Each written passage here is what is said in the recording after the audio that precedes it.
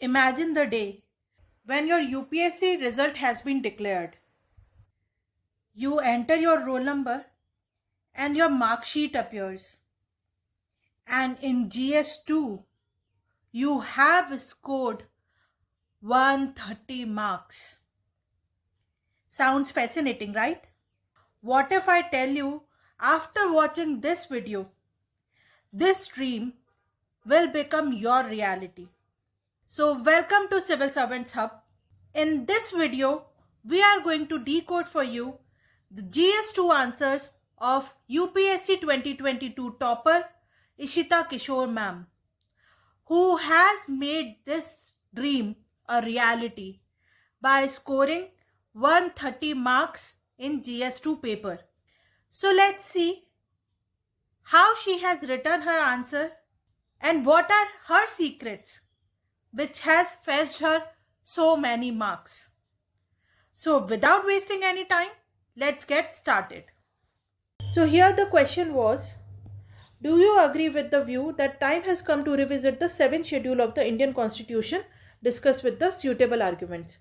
Now let's see how Ishita ma'am has dealt with this particular question. In the introduction, she has discussed the significance of the 7th schedule, what it contains, why it is important. Now in the introduction, we have to focus on one thing, that is the use of language or the words. Federal access, smooth governance. Selection of words is really important when it comes to writing answer, and effective answer writing is all about this. How you present your answer, how well framed your answers are. So what we can learn from here is we have to be prepared with the introduction so that whenever a question comes, we can reproduce them. Now the question may arise that how many introduction for different topics we can prepare. Like we don't know what question can come in the UPSC, but if you are well versed with the syllabus of UPSC and you have analyzed PYQs thoroughly, then you must be knowing that federalism is one such topic which is clearly mentioned in the syllabus, and questions on this particular topic appear every now and then. It is one of the most favorite topics of UPSC. So what does that mean? That means we have to be well prepared with not only the federalism part, like what is federalism, what are the types of federalism, what are the features of federalism, their challenges, but also related subtopics have to be prepared.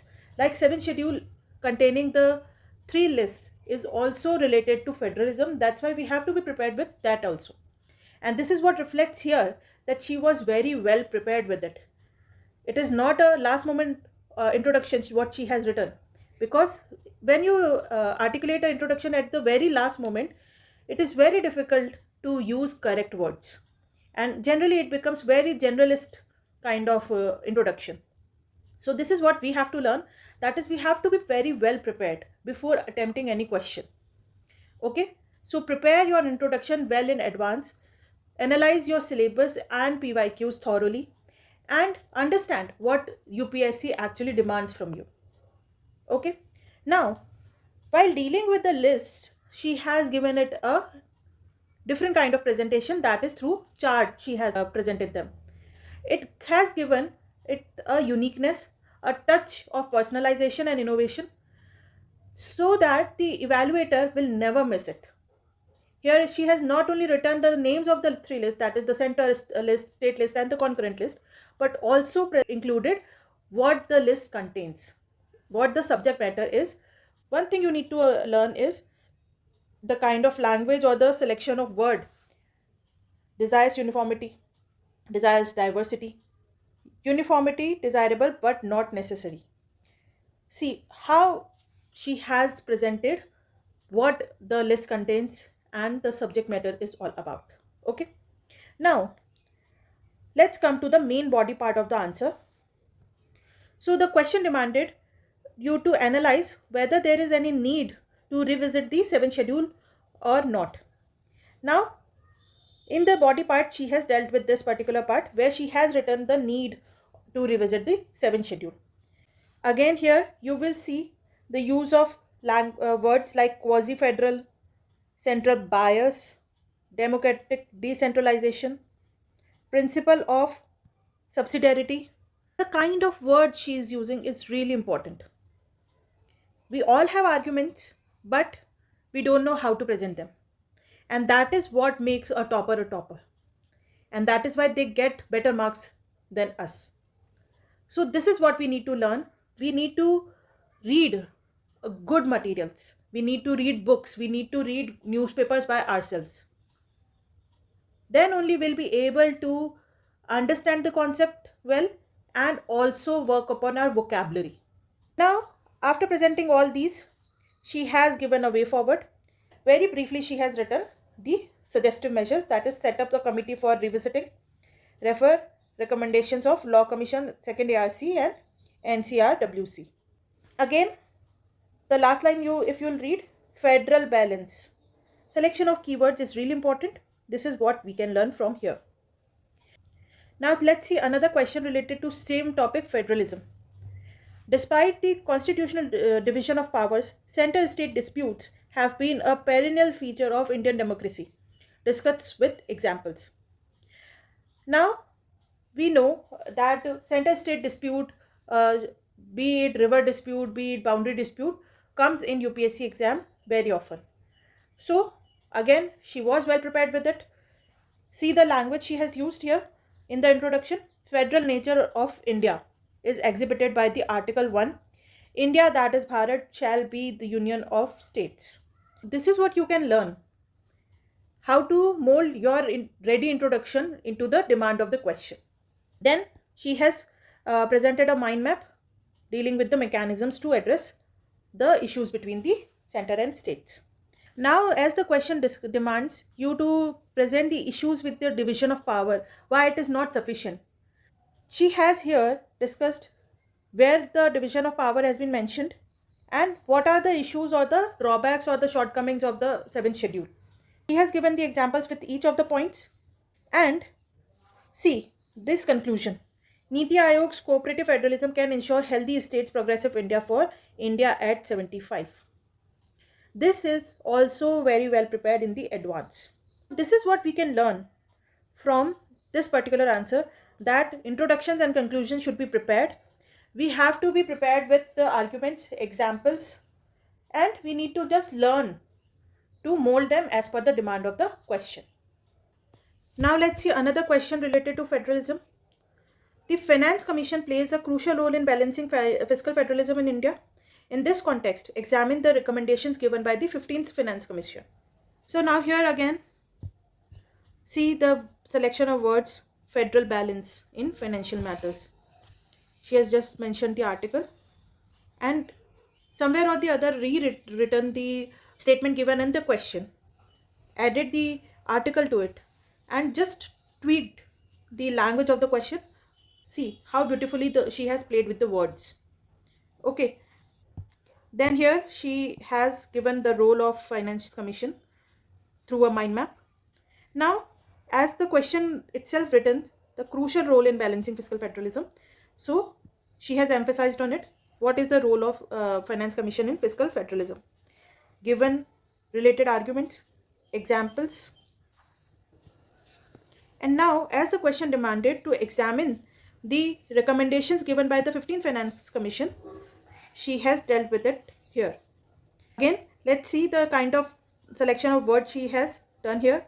Agile approach. In all her answer, one thing is very common, that is she was very well prepared with the current affairs. She had a great hold on it.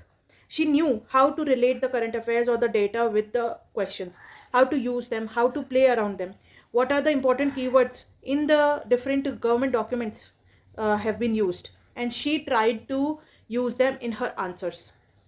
This is what you can learn, and this is how we need to analyze the reports or the publications of the government or the PIB articles. This is what we need to learn from there.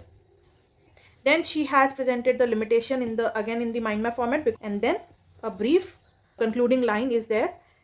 See again, here she has used the same kind of conclusion which we have read in the previous question. Healthy state progressive India. This is what you can do. You can prepare one conclusion for a particular topic and use it in different ways in different questions.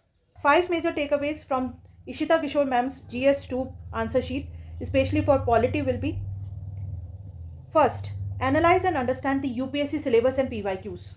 It is very important to analyze and understand what the syllabus is all about, what all topics it has covered, how questions have been framed on a particular topic, what is the demand or expectation of UPSC from that particular topic, and not only the topic, the associated peripheral topics, subtopics also. Next, important takeaway will be prepare introduction and conclusion for important topics well in advance. To write answers or to make your answer very effective, it is very important that you are well prepared with them. You have practiced those topics or questions on those particular topics very well. And for that, whenever you come across or you are preparing a particular topic which is very important or significant from UPSC mains perspective, you have to inevitably prepare introductions and conclusions for that particular topic. Make it a habit to prepare at least 2 or 3 kind of introductions and conclusion for a particular topic. One can be a definition or data driven kind of introduction, one can be current affairs driven introduction, and one can be very static kind of introduction. But you have to prepare them well in advance, and also what kind of language you are going to use, what important keywords will it include, and what kind of presentation will it have. All that should be prepared well in advance. Then, effective answer writing is not only about uh, dealing with the or fulfilling the demand of the question, but it is also about the kind of language you are using, your vocabulary, and the presentation. So we have to work upon them. The next important takeaway will be use of current affairs, reports, etc. In all her answers, one thing is very common, that is she was well versed with the current affairs. She used to read her newspaper, she used to go through the reports by herself, PIB articles she used to read, and she used to not only read them for data or understanding the current happenings, but also the kind of language and the keywords they are using. So it is very important to learn it from here. And the last but not the least, use of examples. Examples give your argument very strong backing. So it is always recommended that use examples as many as possible to back your arguments, to give value to your arguments. So these are the major takeaways for polity from evaluating or decoding the answers of Ishita Kishore ma'am. Stay tuned for more such videos where we are going to decode answers by different toppers. All the best.